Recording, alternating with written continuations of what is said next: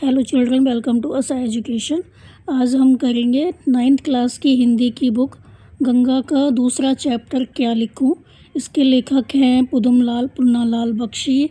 तो इसका हम करेंगे सारांश। तो आइए देखते हैं कि इसका सारांश क्या है। तो पहले हम जान लेते हैं लेखक के बारे में। तो पुदुमलाल पुन्नालाल बख्शी हिंदी साहित्य के प्रसिद्ध निबंधकार, आलोचक और कहानीकार थे और इनका जन्म हुआ था 1894 में खैरागढ़, राजनांदगांव, छत्तीसगढ़ में। तो हिंदी साहित्य में उनकी विशेष पहचान कुशल निबंध लेखक और विचारक के रूप में है। उन्होंने अपने लेखन में समाज सुधार, आध्यात्म, लोक जीवन और भारतीय संस्कृति को प्रमुखता दी। इन सब विषयों पर उन्होंने लिखा। उनकी भाषा सरल, प्रभावशाली और आत्मीय होती थी, जिससे पाठक आसानी से जुड़ जाते थे। तो इनकी जो भाषा है काफ़ी सरल है, प्रभावशाली है, तो जो पढ़ने वाले हैं उनको अच्छे से समझ में आ जाती है। उनकी प्रमुख रचनाएं पंचपात्र, पद्मवन, प्रबंध पारिजात, कुछ बिखरे पन्ने आदि हैं। उन्होंने सरस्वती और छाया जैसी पत्रिकाओं का संपादन भी किया। उनकी रचनाओं में भारतीय संस्कृति और सामाजिक जीवन के बारे में काफ़ी कुछ मिलता है। और 1971 में इनकी मृत्यु हो गई, इनका निधन हो गया। तो आइए देखते हैं क्या लिखूं। इस पर हम देखते हैं क्या लिखा है इन्होंने और इसका सारांश क्या होगा।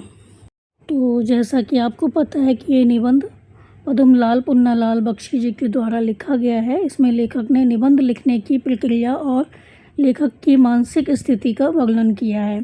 तो लेखक के अनुसार जब मन में विचारों की लहर उठती है, हृदय में प्रेरणा जागती है और मस्तिष्क में भावनाओं का प्रभाव होता है, तब लेखन अपने आप शुरू हो जाता है। तो उस समय विषय छोटा हो या बड़ा, लेखक उसके बारे में लिखने के लिए प्रेरित हो जाता है। तो लेखक बताते हैं कि निबंध केवल शब्दों का संग्रह नहीं होता, बल्कि उसमें लेखक के विचार, अनुभव और भावनाएं जुड़ी होती हैं। तो अच्छा निबंध कौन सा होता है? अच्छा निबंध वही होता है जो पाठकों को प्रभावित करे, जो उसको पढ़े वो प्रभावित हो और उनसे आत्मीय संबंध स्थापित करे। तो लेखक ने साहित्यिक और सांस्कृतिक उदाहरणों के माध्यम से अपने विचारों को सरल और रोचक ढंग से प्रस्तुत किया है। तो इस निबंध में लेखक ने यह समझाने का प्रयास किया है कि लेखन एक कला है जो संवेदनशीलता, चिंतन और अनुभव से विकसित होती है। तो लेखक ने यहाँ पे यही बताया है कि कोई भी निबंध होता है, कुछ भी लिखना होता है, तो ऐसे ही कोई लिखने नहीं बैठ जाता, बल्कि जब विचारों की लहर उठती है, बहुत से विचार मन में घूमते हैं, हृदय में प्रेरणा जागती है लिखने के लिए और मस्तिष्क में भावनाओं का प्रभाव होता है, तब लेखन जो है वो अपने आप शुरू हो जाता है। इससे कोई मतलब नहीं है कि विषय छोटा है कि बड़ा है। तो लेखन क्या है? एक कला है जो संवेदनशीलता, चिंतन और अनुभव से विकसित होती है। तो लेखक कहते हैं कि लिखने के लिए एक विशेष मानसिक स्थिति चाहिए होती है। तो उस समय मन में भावनाएं उमड़ने लगती हैं और व्यक्ति किसी भी विषय पर अपने विचार व्यक्त कर सकता है। तो लेखक मानता है कि असली चीज़ विषय नहीं, बल्कि मन के भाव होते हैं। तो लेखक स्वयं ऐसी मानसिक स्थिति का अनुभव नहीं कर पाए। उसे निबंध लिखने के लिए बहुत सोचना, चिंता करना और मेहनत करनी पड़ती थी। आज उसे नमिता और अमिता के लिए आदर्श निबंध लिखना है। नमिता चाहती है कि वह दूर के ढोल सुहावने विषय पर निबंध लिखे, जबकि अमिता समाज सुधार पर निबंध चाहती है। दोनों विषय पहले परीक्षा में आ चुके हैं, इसलिए लेखक सोच में पड़ जाता है। लेखक को समझ में नहीं आता कि इतने छोटे विषयों पर 5 पेज कैसे लिखे जाएं। इसलिए वह पहले निबंध शास्त्र के आचार्यों की राय जानने का निश्चय करता है। तो वो चाहता है कि जो निबंध शास्त्र के आचार्य हैं, पहले उनसे जाने, राय ले कि कैसे लिखा जाए निबंध, ताकि समझ सके कि आदर्श निबंध कैसा होता है और कैसे लिखा जाता है। फिर लेखक आगे कहता है कि निबंध लिखने की प्रक्रिया और उसमें आने वाली कठिनाइयाँ कौन कौन सी होती हैं। तो वह कहता है कि अच्छा निबंध लिखने के लिए पहले विषय की सामग्री और विचार एकत्र करने पड़ते हैं कि किस पे निबंध लिखना है, क्या क्या चाहिए। लेकिन कई बार ऐसे विषय मिल जाते हैं जिनकी पहले से तैयारी नहीं होती, इसलिए लेखक को अपने ज्ञान और अनुभव के आधार पर ही लिखना होता है। तो बहुत से निबंध ऐसे मिल जाते हैं, बहुत से विषय ऐसे होते हैं जिनके बारे में हमें पहले से नहीं पता होता, तो हमें अपने अनुभव के आधार पर, अपने ज्ञान के आधार पर ही लिखना होता है। तो लेखक बताता है कि विद्वानों के अनुसार निबंध लिखने से पहले उसकी रूपरेखा बनानी चाहिए, परंतु उसे यह कार्य बहुत कठिन लगता है। वह उदाहरण देकर बताता है कि प्रसिद्ध लेखक ए.जी. गार्डनर और शेक्सपियर जैसे महान लेखकों को भी शीर्षक और नामकरण में कठिनाई होती थी। तो ये जो लेखक थे शेक्सपियर थे, गार्डनर थे, इनको भी बहुत कठिनाई होती थी निबंध लिखने में। इसलिए लेखक स्वयं भी रूपरेखा बनाने में असमर्थ महसूस करता है। तो उसको भी बहुत कठिन लगता है कि रूपरेखा कैसे बनाई जाए, क्या क्या उसमें पॉइंट रखे जाएं। तो इसके बाद लेखक शैली की चर्चा करते हैं। उनके अनुसार भाषा सरल, प्रभावपूर्ण और छोटे छोटे वाक्य वाली होनी चाहिए। तो निबंध की जो भाषा है वो कैसी होनी चाहिए? सरल होनी चाहिए, प्रभावपूर्ण होनी चाहिए और छोटे छोटे वाक्य होने चाहिए, लेकिन व्यंग्यपूर्ण ढंग से अपनी समस्या और निबंध लेखन की कठिनाइयों को प्रस्तुत करता है। तो जो लेखक है व्यंग्यपूर्ण ढंग से अपनी समस्या और निबंध लेखन की कठिनाइयों को प्रस्तुत करता है कि निबंध लिखने में कौन कौन सी कठिनाइयाँ आती हैं।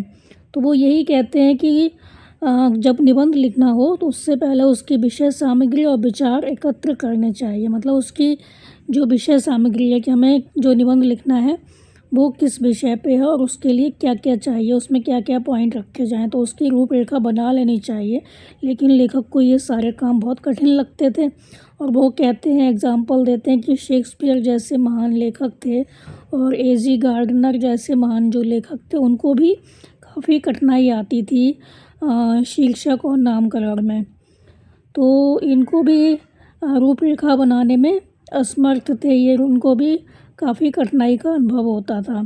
तो इसके बाद लेखक शैली के बारे में बताते हैं कि शैली कैसी होनी चाहिए, किस तरह का निबंध होना चाहिए, सरल होना चाहिए, छोटे छोटे वाक्य होने चाहिए। तो वो अपनी समस्या बताते हैं कि निबंध लेखन में कौन कौन सी कठिनाइयाँ आती हैं। तो लेखक निबंध लेखन की शैली, भाषा और विषय वस्तु के बारे में व्यंग्यपूर्ण ढंग से अपने विचार प्रस्तुत करते हैं। तो लेखक बताते हैं कि कुछ विद्वानों के अनुसार निबंध में लंबे, कठिन और अस्पष्ट वाक्यों का प्रयोग होना चाहिए, जो अस्पष्ट हों, लंबे हों और कठिन हों, क्योंकि इससे लेखक की विद्वता और गंभीरता प्रकट होती है। तो इससे पता चलता है कि लेखक कितना विद्वान है, कितना गंभीर है, कठिन कठिन शब्दों का प्रयोग करेगा। तो संस्कृत के प्रसिद्ध कवियों जैसे श्रीहर्ष और सेनापति ने भी अपनी रचनाओं में जटिलता और ध्रुवता का जो कठिन शब्द होते हैं उनका प्रयोग किया। इसी प्रकार अलंकारों, मुहावरों और लोकोक्तियों का भी प्रयोग निबंधों के लिए आवश्यक माना जाता है। निबंध में मुहावरे भी होने चाहिए, अलंकार भी होने चाहिए, कुछ लेखकों का ऐसा मानना है। तो लेखक इन बातों का उल्लेख हल्के व्यंग के साथ करता है और सोचता है कि यदि यह सब आवश्यक है तो साधारण लेखक क्या करे। तो इसके बाद लेखक अंग्रेजी निबंधकारों की शैली का वर्णन करता है। वो कहता है कि अंग्रेजी के लेखकों ने कृत्रिम और कठिन शैली को छोड़कर सरल, स्वाभाविक और अनुभव आधारित लेखन को अपनाया और उन्होंने अपने जीवन में जो देखा, सुना, अनुभव किया उसी को अपने निबंधों में व्यक्त किया। तो ऐसे निबंधों की सबसे बड़ी विशेषता क्या होती है कि उनमें जो लेखक होता है उसके मन की सच्ची अनुभूतियाँ, भावनाएं और स्वतंत्र विचार झलकते हैं, क्योंकि उसने जो कुछ देखा है वही लिख देता है वो। तो इससे लेखक के मन की सच्ची अनुभूतियाँ होती हैं, उसके मन में जो होता है सब कुछ वो निबंध में लिखता है। तो उनमें ना तो कवियों की अधिक कल्पना होती है और ना विद्वानों की जटिल तर्कपूर्ण चर्चा, वे सीधे हृदय से निकलने वाली रचनाएं होती हैं। तो लेखक को यह शैली अधिक प्रभावशाली और सहज लगती है, इसलिए वह भी उसी शैली का अनुसरण करने का निश्चय करता है। कौन सी शैली? जो कि सरल हो, स्वाभाविक हो और हमारे जो अनुभव हैं उनके आधार पर हम निबंध लिखें। तो ऐसी जो निबंध होते हैं वो पाठकों को बहुत अच्छे से समझ में आ जाते हैं। जो कोरी कल्पना पर आधारित होते हैं, जिनमें जो लेखक होता है कठिन कठिन शब्दों का प्रयोग करता है, ये सोचकर कि पाठक ये सोचेगा कि जो लेखक है वो कितना विद्वान है, कितने कठिन शब्दों का प्रयोग किया है। लेकिन जो पाठक होता है उसको ऐसे निबंध पसंद नहीं आते, उसको वैसे निबंध पसंद आते हैं जो कि उसको आसानी से समझ में आ जाएं। फिर लेखक आगे अमीर खुसरो की एक प्रसिद्ध कहानी सुनाते हैं। एक बार अमीर खुसरो को प्यास लगी तो वो एक कुएं के पास पहुँचे। तो वहाँ पर 4 स्त्रियाँ जो थी औरतें पानी भर रही थीं। पानी मांगने पर प्रत्येक स्त्री ने अलग अलग प्रकार की रचना सुनाने की इच्छा व्यक्त की। किसी ने खीर, किसी ने चरखा, किसी ने कुत्ते और किसी ने ढोल पर कविता सुनाने को कहा।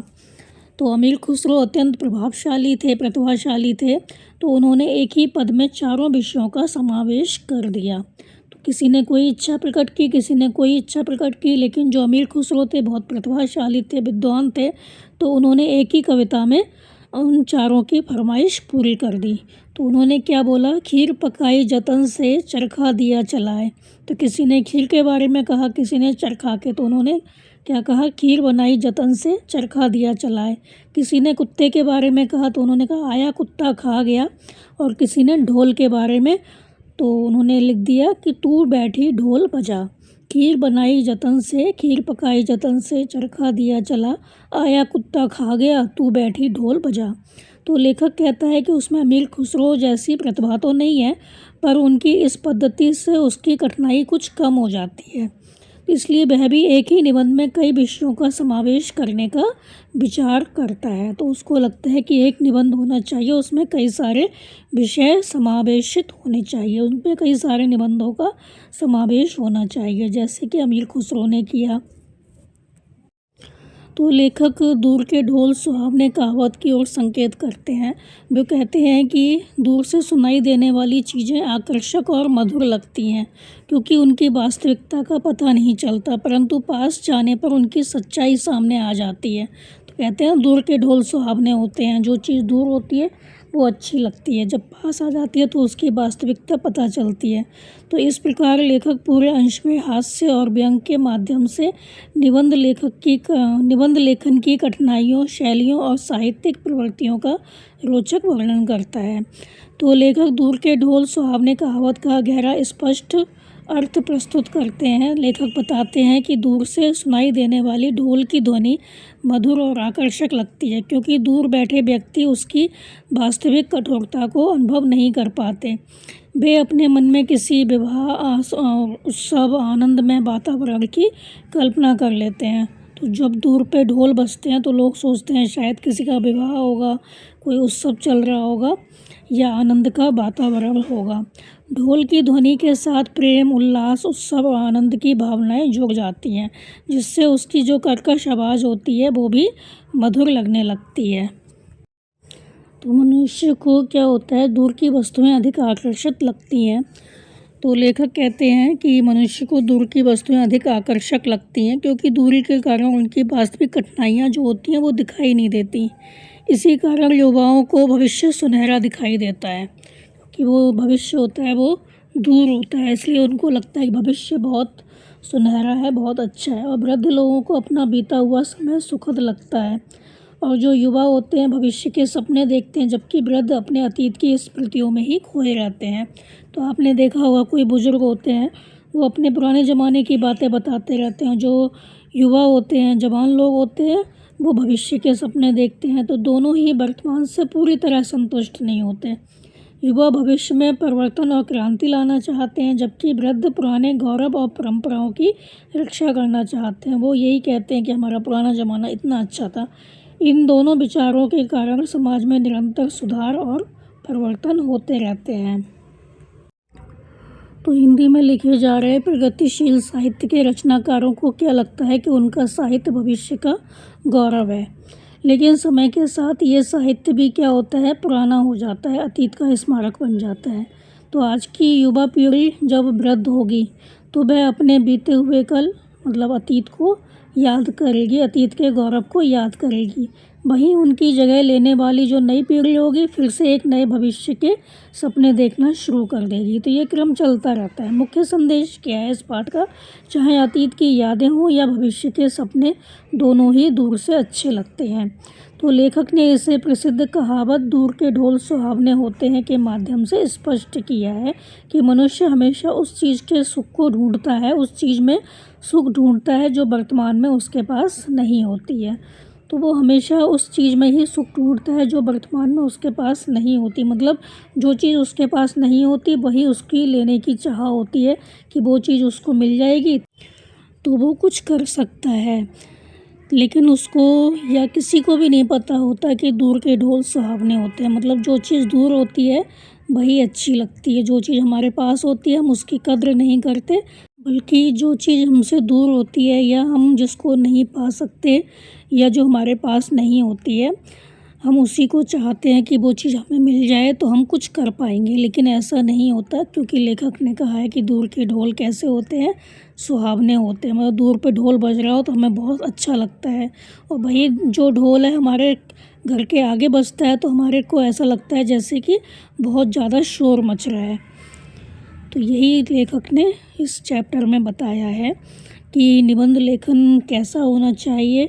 और उन्होंने एक बात स्पष्ट की है कि जो व्यक्ति होता है वो कभी संतुष्ट नहीं होता, और जो दूर के ढोल होते हैं वो सुहावने लगते हैं।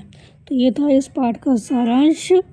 उम्मीद है आपको समझ में आया होगा। आप इसको अच्छे से समझ कर याद कर लीजिए। हमारे चैनल आशा एजुकेशन को लाइक, सब्सक्राइब और शेयर करना मत भूला करिए। Thank you.